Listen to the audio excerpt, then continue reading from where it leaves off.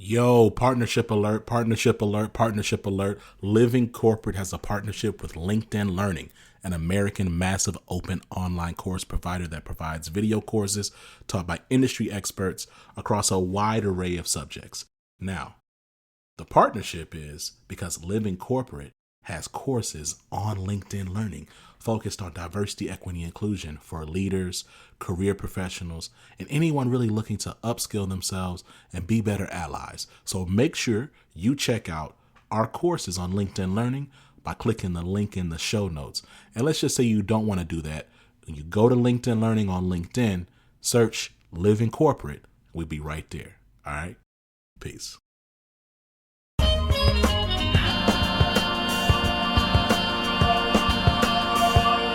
Of the Access Point on Thursday, brought to you by Living Corporate. Living Corporate is a digital media network consultancy focused on workplace equity and inclusion. Living Corporate centers and amplifies Black and Brown voices in the workplace through digital media production and B2B consulting.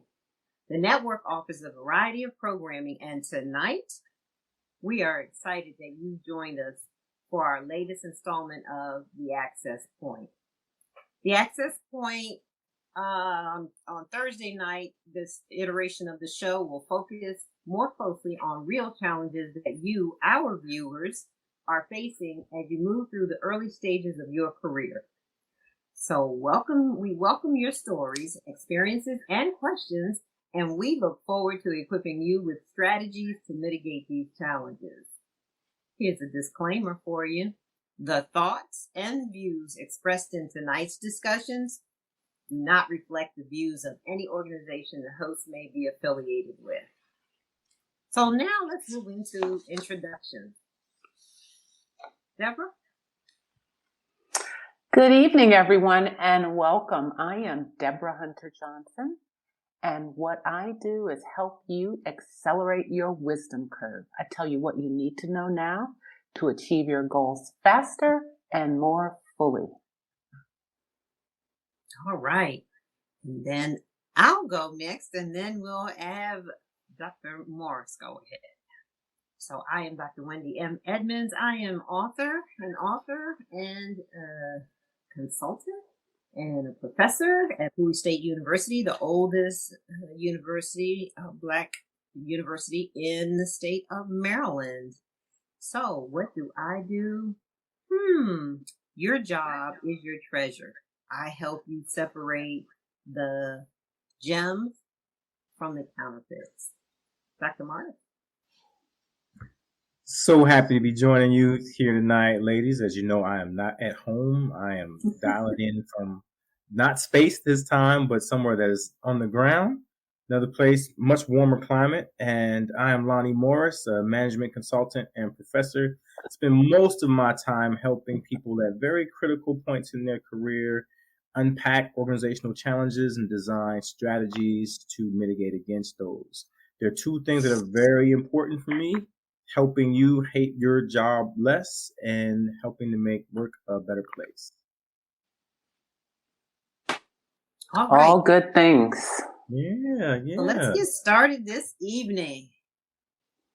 So tonight we're reflecting on what the first part of this season has been like. And so all the work that we've done so far to bring you great content and great discussions and really dig deep, or to look back at those dig deep discussions and what really helped us make some critical moments, some aha moments for each other, and maybe even some of the challenges that we had in kind of bringing this stuff to you, even our own thoughts.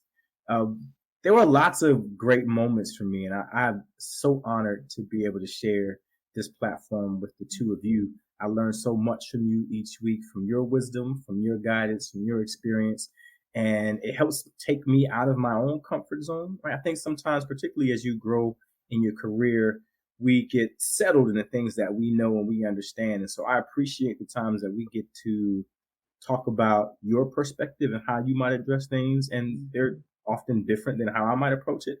But I learned so much from hearing your strategies and your interpretation of the types of issues that we addressed.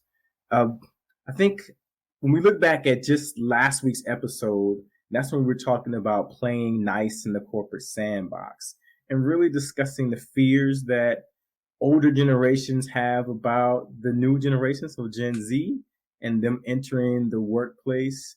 There were so many cool things we talked about, right? That there's some change management issues to think about. There's a lack of change leadership.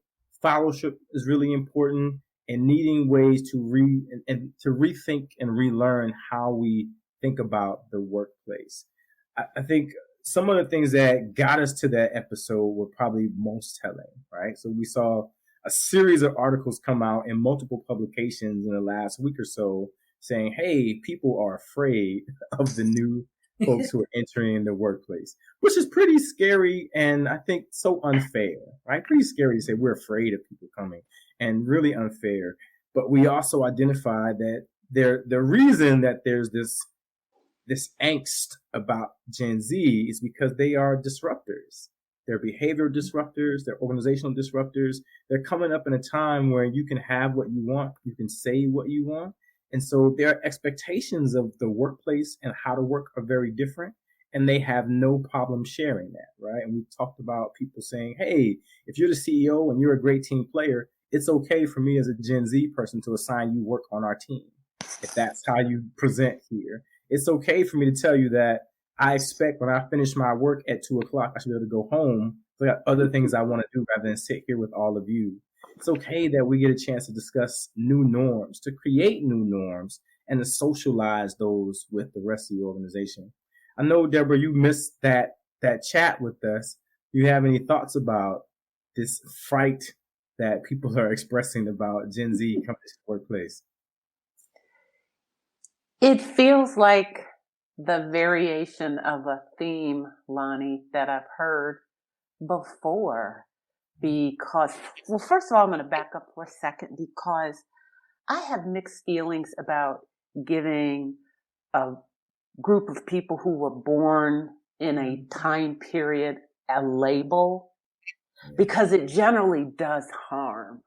Yeah. And I don't know, I think it started back with baby boomers. Somebody got the great idea to give them a name, and then every generation after that has had one. And then they decided we're going to go even back in time and give the folks before pre-baby boomers a name. We're going to call them veterans. And so what you have are these labels that have stereotypes associated with them. And then that causes the first problem right there. Because instead of someone getting to know a person as an individual and authentically, oh, you're a Gen Z. I know all about you. You're a Gen Y. Oh, you're a baby boomer. So you're those people sucking up all the resources. So what happens is you have these negative stereotypes associated with generations that create divides. And I feel it unnecessarily.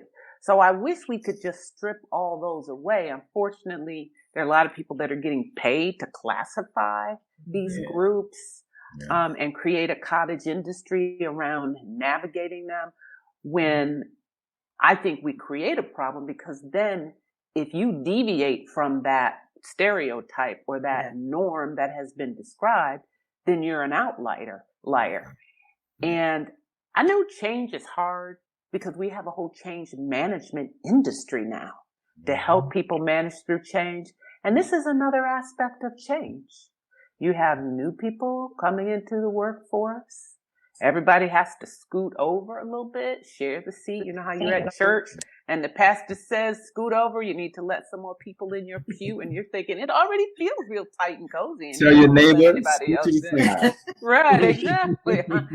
And then there's always that person that wants to come late and wants you to scoot so they can sit on the end in the catbird seat. And you're like, I got to church really early to be able to sit on the aisle and stick my leg out and stretch. You don't want to give it up. Same thing in the workplace. That causes people to have to move over, to have to share. They communicate differently. Technology has driven some divides. But at its heart, it's change. And that's what makes it difficult for people. You know, they know the playbook, they have the script, and now new people come in and they disrupt it. So it's really a form of otherism. And, you know, we recognize that with race and gender, But what's happening is we're treating this next generation as other. And often other means less. Yeah.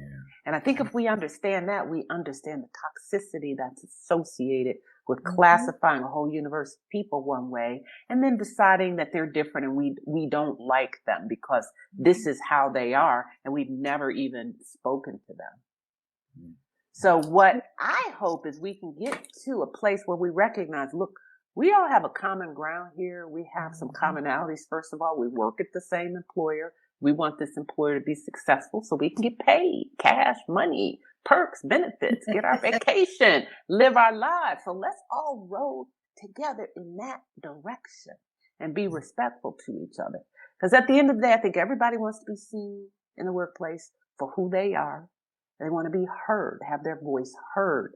And if we could go back to some of those basic principles, which always seem so hard to do in corporations because of the power structures in place, that would help with that transition. But there's always new people coming in the workplace. That is one thing that will never, ever change. There's always going to be somebody new, and we've got to figure out a way to make it feel less threatening to people.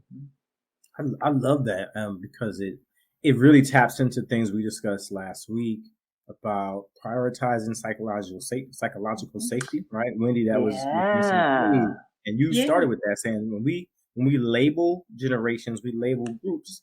That is a form of harm, right? We talked about organizational socialization. So people think differently about work. They have different expectations. And how do we prepare the entire organization to let somebody else sit on this row with us, right? To sit on this pew with us rather than isolating them as you are this different that we already understand. I'm going to tell you a funny story. Just happened to me in the last 7 days. I ran into someone who I had not had any encounters with in about 15 years. And we're sort of catching up and talking. And the person reminded me of something I did 15 years ago that they didn't like. I'm like, and that's still a problem for you right now? Oh my God. Like, right. So you're the same thing you're mentioning, right, Debra? So we identify you as this from this point in time, and then we always see you through that prism, right? So you haven't had any interaction with me in 15 years, know nothing about how I changed, how I've grown, how I'm different, how I communicate, what I've learned, what I've accomplished, but you still see that person from 15 years ago. The other thing we talked about with this was about group and team charters, that is important when you've got, as you mentioned, when there's change happening in the organization, new people coming into the space, that you get a chance to talk about what this space looks like, how we all contribute to this, and how we want to navigate, right? What are your pet peeves? What are your values? So that the teams, as they work together, as you mentioned, Debra, we're all rowing in this boat toward the same goal in the same direction. We have cues on how we want that experience to be. And when people are outside of that, we get a chance to come back together and talk about how to modify behaviors there. It is not an easy thing. Go ahead, Wendy. No, go ahead. No, go ahead. So I just wanted to mention about what you said, Debra, about recognizing new people in the work environment, that they come in with a source of power. So that's the part that's painful for all of those who have been here in the workplace, who have this fear of the new generation entering the workforce, that they do walk in wanting to have these discussions that were once taboo. They want to talk about things that other generations never brought to work or whispered, if mentioned. They want to, the generations coming in now, they want to have discussions about racism. They want to know where organizations stand on Black Lives Matter. What are you doing about how does the organization support some of the issues faced with every day in our communities? It's not just happening in a bubble anymore. They are very, very smart when it comes to activism. And they want to know, what are you doing? These discussions make people uncomfortable. And so the power that they bring is to initiate the discussions, to put boundaries and then hold organizations accountable to how they're going to deal with these very issues that we see in the news that companies used to just turn a blind eye to. They can't do that anymore. That's absolutely right. It does disrupt a lot of systems because, 30 or 40 years ago, there was this notion of seniority, not just with unionized employees, but unspoken rule that if I've been in this organization longer than you, then my voice should have more sway and it should count for more. And when you're first entering an organization, you should be quiet and you should sit and listen. And so when younger generations are coming into the workplace, speaking up and being very frank and direct, they're not asking. That feels disruptive to some people and it feels disrespectful because that was not how they came up through the ranks. So that can create a point of tension there. Now, one thing that I also noticed that's interesting, because Lonnie, I've had experience last couple of weeks. When you say workaholic, people have different viewpoints. I tend to find, a person more of my vintage and above might think, okay, that's a good thing. That's somebody that works hard, is committed. Younger people hear workaholic, and I hate to, generalize, but their reaction is, oh, I don't want to work with them. This is somebody who doesn't know how to relax. This is going to feel painful and hard. This is not that they're not committed, but workaholic means different things to different people today. And for some people, it feels unhealthy. And if they're trying to keep healthy boundaries, which was a topic of discussion a couple of weeks ago, they don't think that workaholic is a part of that. And so they don't aspire to that at all. More mature people are thinking, you're going to lose out because if people think you're actually having fun in life, you're coming in here looking happy and carefree, that's not going to bode well for you. Yeah. Well, I think we should be against all the aholics anyway, right? And so the workaholic is the same as an alcoholic, any type of aholic. That's right. It conjures this idea of addiction, right? That there's something that you can't get enough of and you keep driving. So I'm glad that we are moving away from that as the preface to people who work hard and dedicate their time and move up in their career and move the organization forward. We shouldn't want anyone to feel addicted to that. Right. Because what we've seen is people who have balance in their lives make better leaders. Because they're actually living a full life and having life experiences. When you're at work all day and night, your world is very narrow. You are not learning the things you need to lead. So it really is critical to have a full life if you really want to have a successful career. Absolutely. We're hoping that the boundaries that we shared in a previous episode actually does away with the term work-life balance. If boundaries are set and we don't have to have that blurred line to define us, we won't have to ask the question, where do I get the work-life balance? How do I make this work?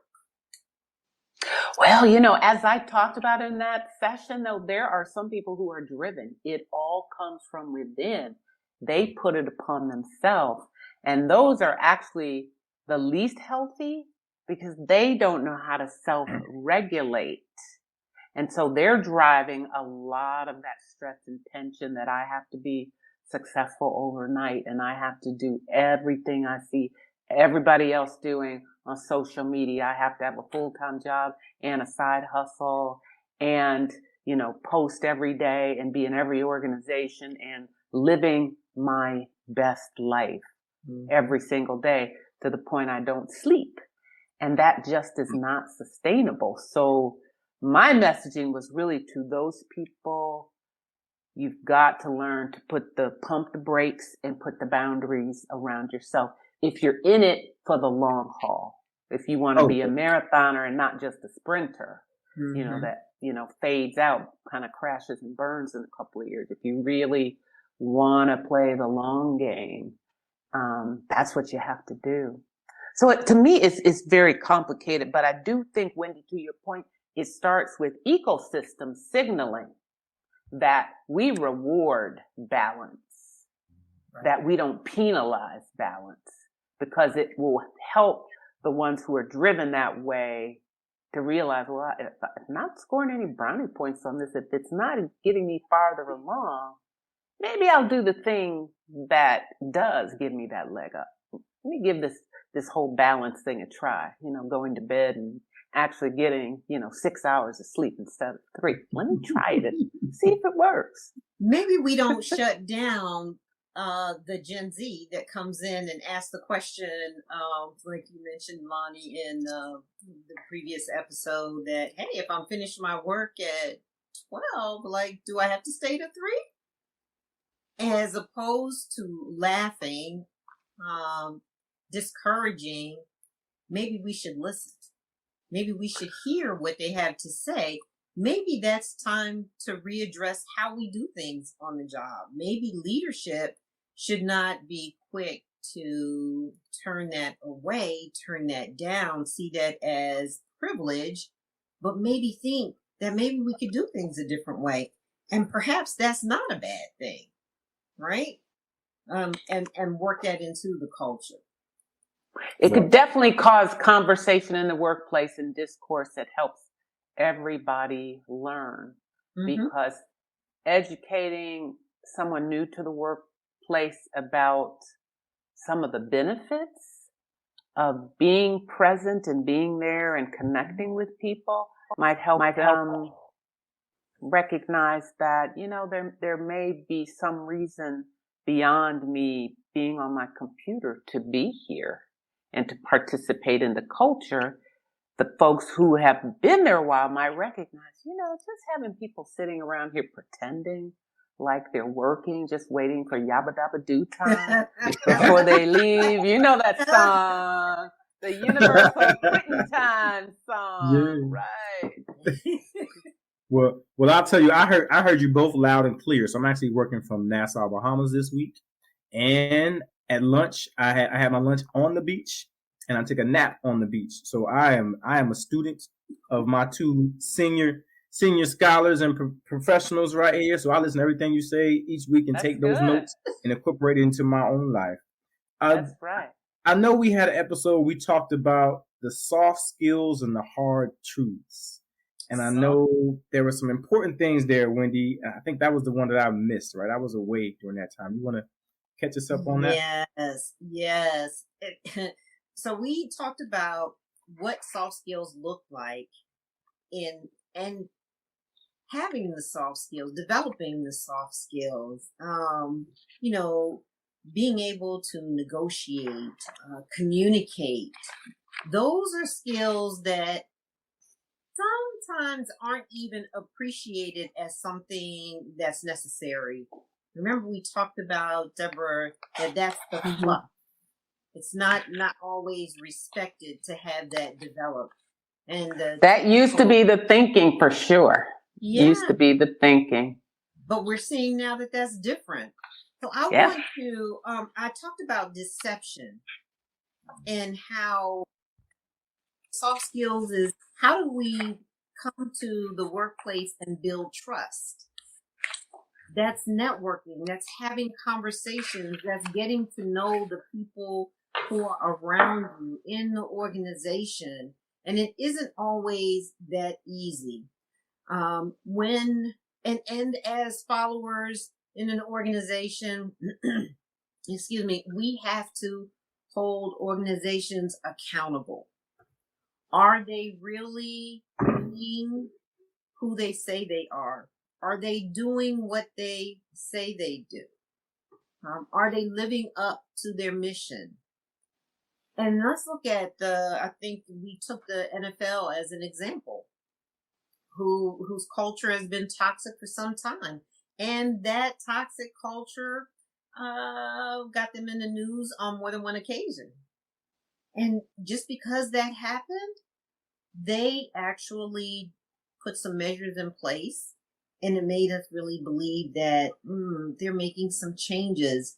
They were using their listening skills to hear from people, employees, that things needed to change. And they did some things like painting and racism in the end zone, allowing the football players to wear the signage, Black Lives Matter, on their helmet. All of those were signs for us who watch football that, hey, guess what? They are making a change. They are hearing.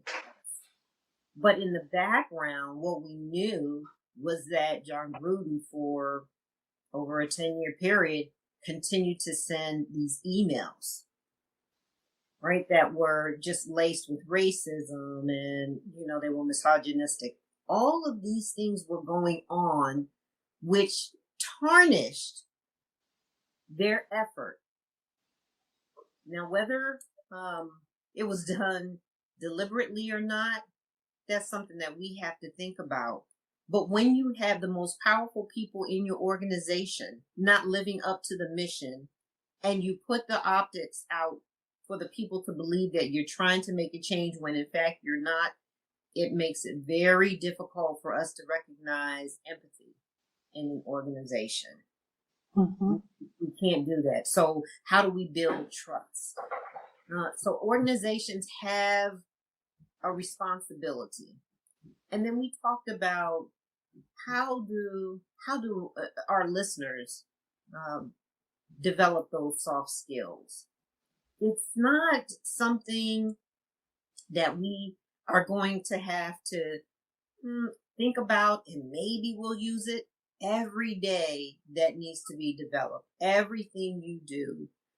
There are certain ways in which we can do that. But before I do that, I want to go back to what Debra said earlier.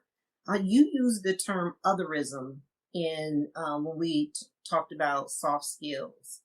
And otherism you used in the manner of when we as Black and brown people are the only ones in an organization, or the only African American female, what that otherism looks like, and how our soft skills help us to navigate that process. Emotional intelligence, managing the emotions. Can you share more on that? Sure.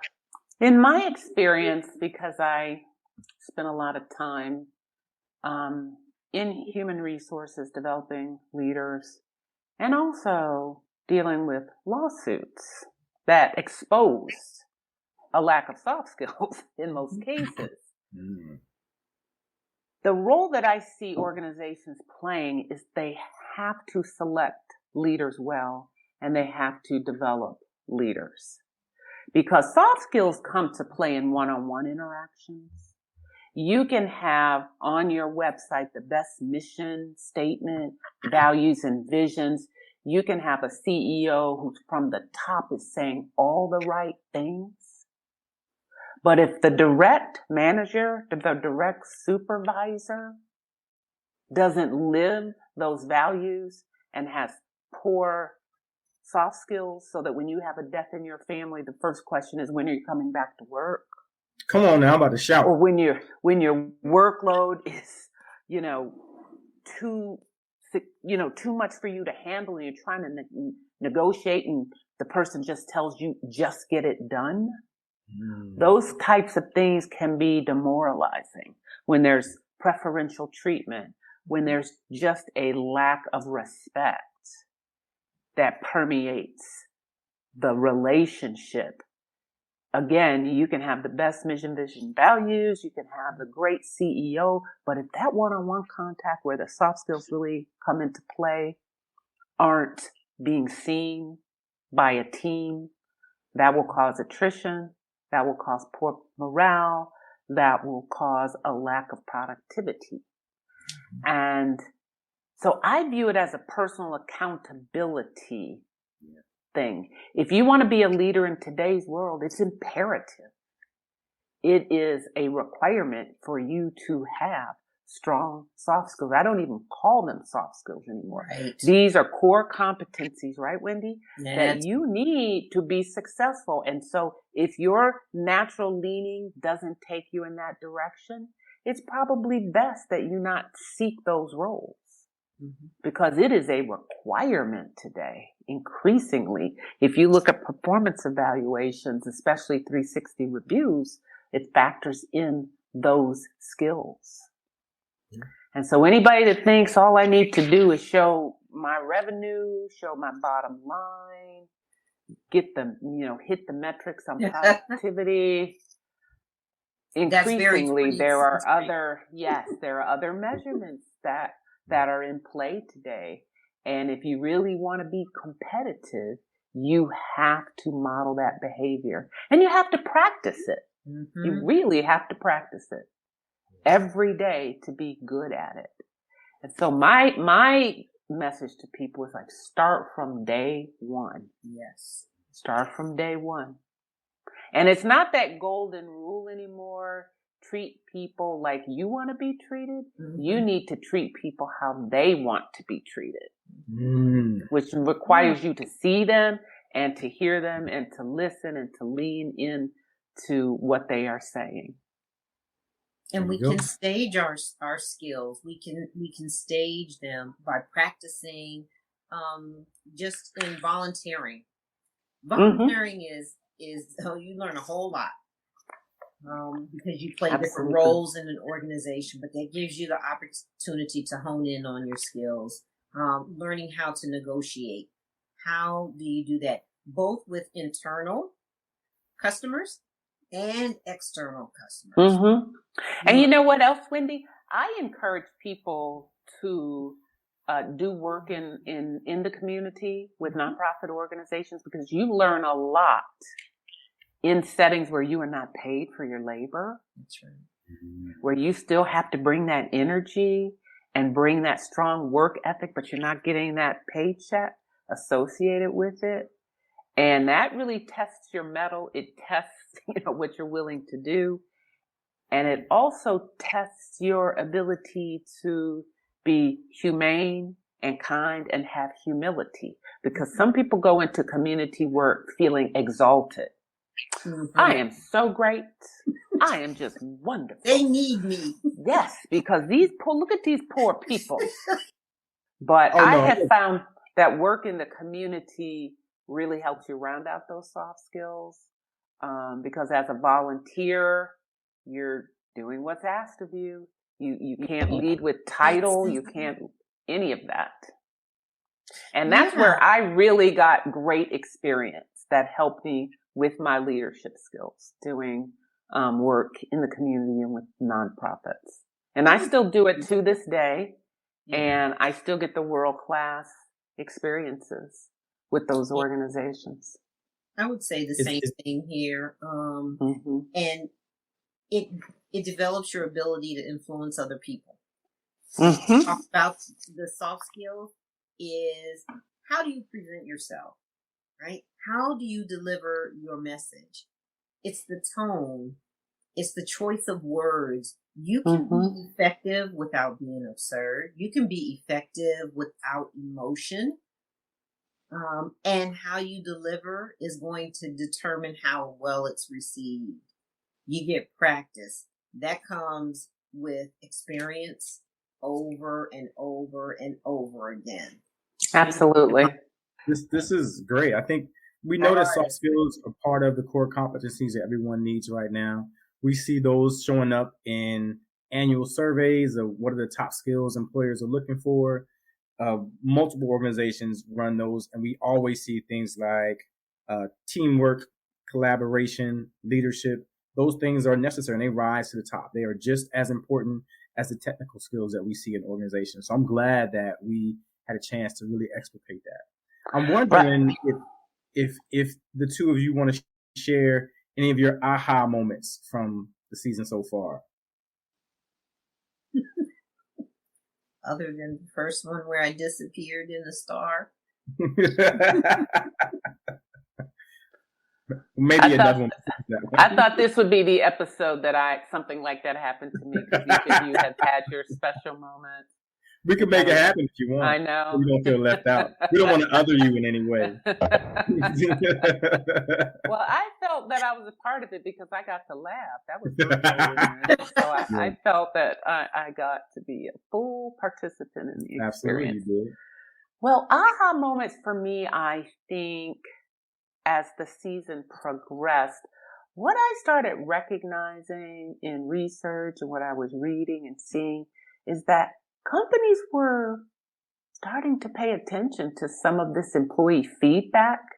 Because, in the fall, there was this real sense that all of these employers were about to drop the hammer and say, you must come back to work 5 days a week, full time. The pandemic is over. And, a few employers came out with that, and there was a visceral negative reaction. And you started seeing companies thinking, maybe we need to pay attention to what our employees are saying. They're telling us flexibility is important right now. And you started seeing employers paying attention and being more flexible. So to me, that was a huge aha moment that employers are recognizing this is a new day. And we don't want to be on Glassdoor with a 2 rating. Yes. Because people can talk to each other now. The hunt for talent is real. I was talking to a recruiter today, and it is tough finding talent. And I think that has sobered employers as well to recognize it's not just about the dollars. People want to understand what type of cultures we have, and if we're going to be a good place to work, if we're going to develop them, if they're going to feel welcome. So I think we're starting to see a sea change in the power dynamic.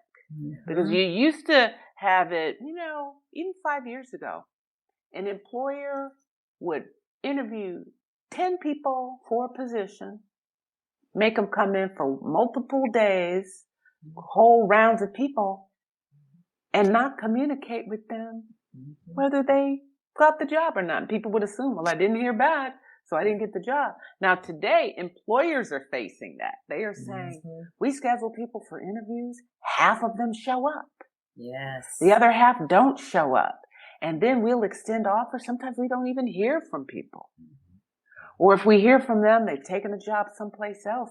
So they are kind of seeing how disrespectful it must have felt to the person who took time off from work and prepared for the interview and bought a new suit to just not hear back. So I think, we're seeing that the power is shifting a little bit and that companies are responding to that. So that's been my aha moment for the fall. And I'm going to see if it continues and see if it becomes, a practice and a policy as opposed to a moment in time. Lonnie, what about you? What's your aha moment? So mine's an easy one. It was our discussion about maintaining healthy boundaries in the workplace. And I'll tell you why, because it sounds like that should be an easy one. But I think until we had our conversation, I was not thinking of this sliding scale of people who feel like work stresses me out versus people who feel like work is a driver, right? And that no matter where you are on that spectrum, you still need to have boundaries. And I think that's something I struggled with, particularly in the earlier part of my career. Not at all right now, very much so. But in the earlier part of my career, when I was rising on the career ladder, is figuring out where do I take out this time for me. And so our conversations about how volatile technology is and how that's contributing to this lack of boundaries, and particularly with everyone post-pandemic with work from anywhere and 24-hour access. And when we talked about abuse of power, right? So who is responsible for setting those boundaries, and how do you negotiate that in your workspace with your superiors, with your upline? And I was so appreciative of our discussion about mindfulness in this space and flexibility, and how to have those conversations with your immediate boss, and what does that mean in terms of organizational culture and really self-empowerment. You can really take some control here in setting those boundaries. It doesn't have to just come from someone else. That was a mind blower for me, because it's something I hadn't considered all of the ideas around that. Good stuff. Yeah. Wendy, what's your aha moment? The personal board of directors. Because you always say, yeah, I have a mentor. Mentor relationships can go foul And what's the difference is that you have more than one perspective. You mentioned in that episode, Debra, that I loved. It was actually a laughter between you and Dr. Morris. And you said, you must not have ever been one of my mentees, right? Because it's challenging. It's pushing them beyond where they think they can go. Someone was saying a quote from Nelson Mandela where it says, yes, you have to see your power and move beyond your thought of inadequacy, right? That's right. And your personal board of directors does that for you.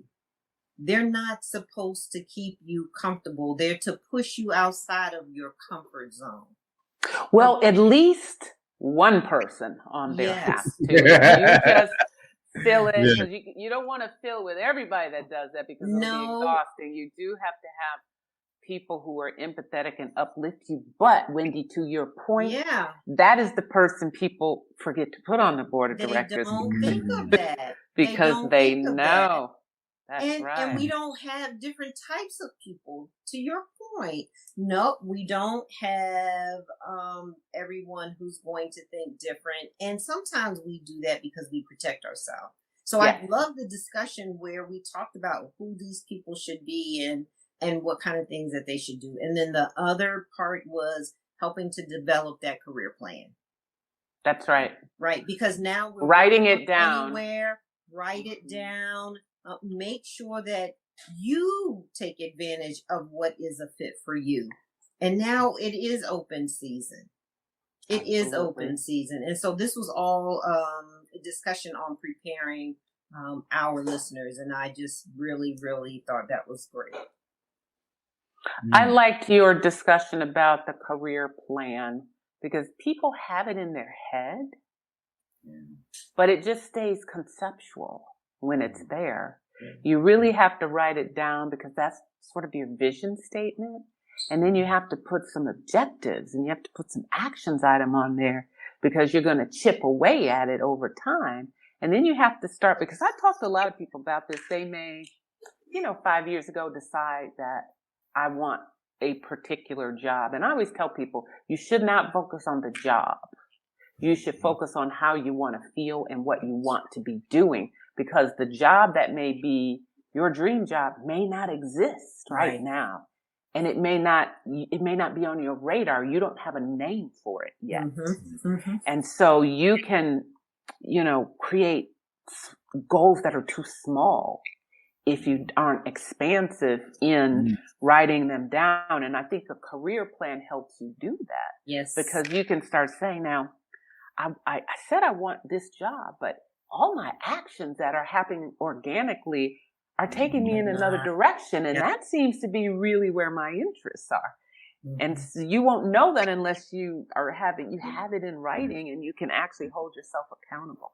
So I like that idea. I think that's a really good tip for people to do. Yes.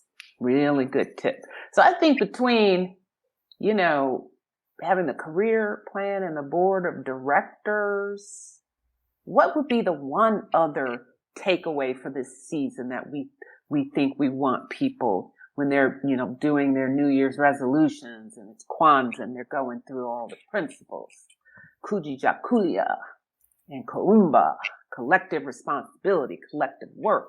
They're making sure that they're creating their career plan and creating the board of directors that will support them. What else? What would be one more thing we would want them to focus on? I got it. And I think this has come out in every episode that we've had, and all the strategies that we talk about really point to this. And we use this language early about being authentic and staying true to yourself, right? Because all the things we're discussing about keeping you accountable and holding you accountable and moving you forward in what feels right and what makes sense to you.